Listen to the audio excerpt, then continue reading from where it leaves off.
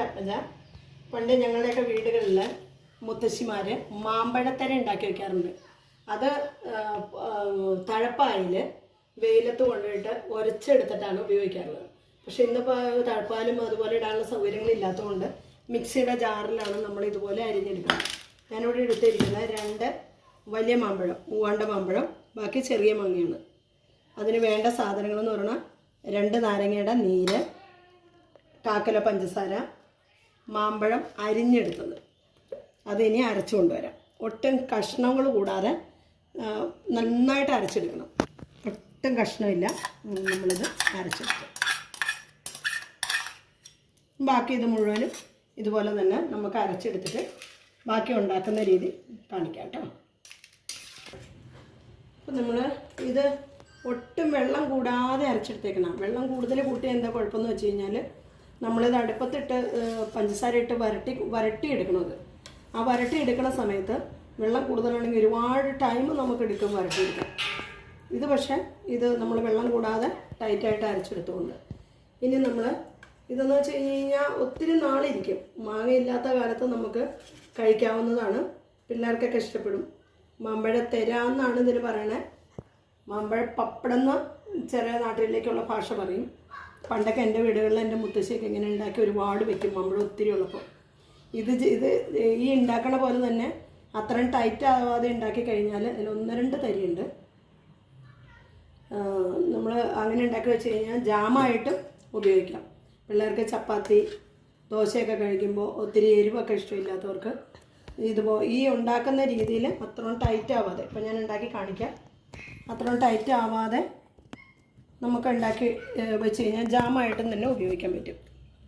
അപ്പോൾ ഈ നാരങ്ങ എടുത്തേക്കണത് എന്തിനാണെന്ന് വെച്ച് കഴിഞ്ഞാൽ നാരങ്ങ പെട്ടെന്ന് പഞ്ചസാര ടൈറ്റായി പോകും. ആ ടൈറ്റ് ആവാതിരിക്കാനായിട്ടാണ്, ലാസ്റ്റ് കട്ടി വരാതിരിക്കാൻ വേണ്ടിയിട്ടാണ് നാരങ്ങ ചേർക്കുന്നത്.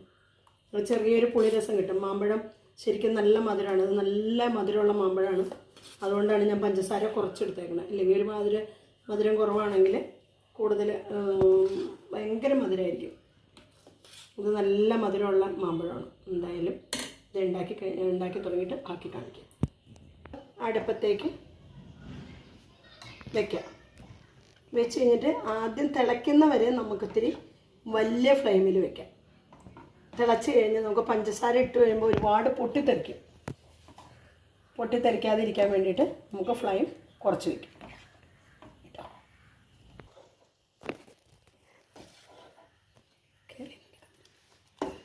നന്നായിട്ട് തിളച്ച് തുടങ്ങിയിട്ടുണ്ട്. ഇങ്ങനെ ടൈറ്റാവണം. ടൈറ്റായി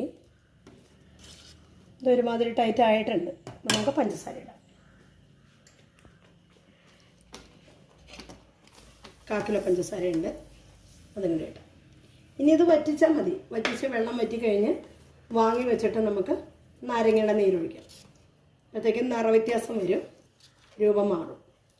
കുഴപ്പമില്ല. ഇതിപ്പോൾ നമുക്ക് പാത്രം മാറ്റേണ്ടി വരില്ല എന്ന് തോന്നുന്നു. അപ്പോൾ ഇത് റെഡിയാക്കി എടുക്കാം. നമ്മൾ എടുത്തേക്കണേ അതെന്തോരം വരുമെന്നോ നമുക്ക് കാണാം, എത്ര എണ്ണം കിട്ടുമെന്ന്. നമ്മുടെ മാങ്ങാത്തെര എന്ന് പറയുന്നത് സെറ്റായിക്കൊണ്ടിരിക്കുകയാണ്. കറക്റ്റ് അളവായിക്കൊണ്ടിരിക്കുക. കറക്റ്റ് ഇതായി. പിന്നെ ഇതിത്തിരി ഇങ്ങനെ വെള്ളം വെച്ച് തീർന്നു കഴിഞ്ഞാൽ കഴിഞ്ഞു. പൊട്ടൽ നിന്നാൽ മതി.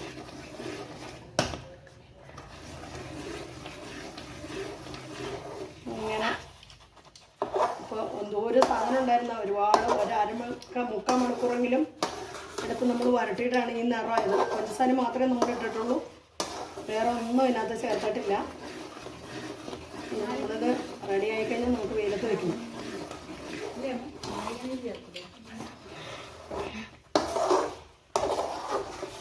ഇതിങ്ങനെ ചക്ക വരട്ടിയാ പരിപ്പം പോലെ തന്നെയായി. ചക്കെല്ലാം അങ്ങോട്ട് വെള്ളമുണ്ട്. ഇപ്പോൾ പതയങ്ങ് നിന്നാൽ മതി. വെള്ളം വറ്റി കഴിയുമ്പോൾ ഇപ്പോൾ അതങ്ങ് നിൽക്കും.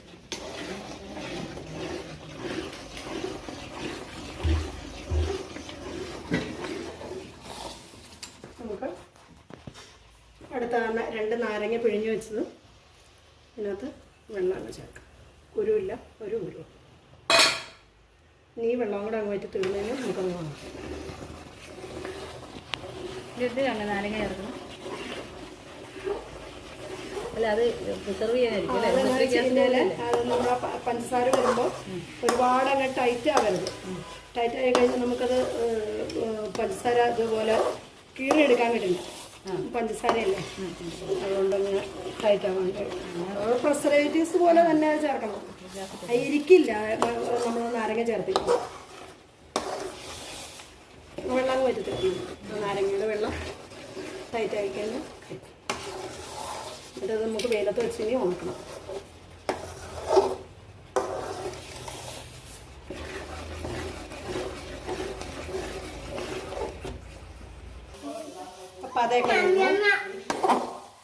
പതയൊക്കെ നിന്നു നമ്മുടെ ജാം പോലെ ആയത്.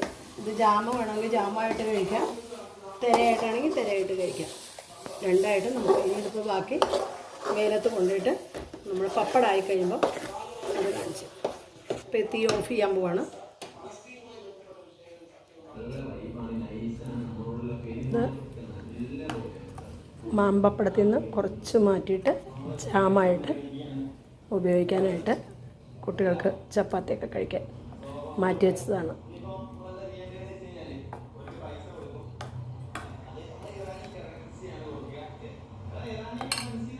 നമ്മുടെ തെര ഇലയിൽ പരത്തിയിട്ടുണ്ട്, പാത്രത്തിലുണ്ട്. രണ്ടും ഏതാണ് ആദ്യം ഫിനിഷ് ആവുക, ഉണങ്ങുകയെന്ന് നമുക്ക് നോക്കാം. അത് കഴിഞ്ഞിട്ട് ബാക്കി എടുക്കണ ഫോട്ടോ ഇടാം.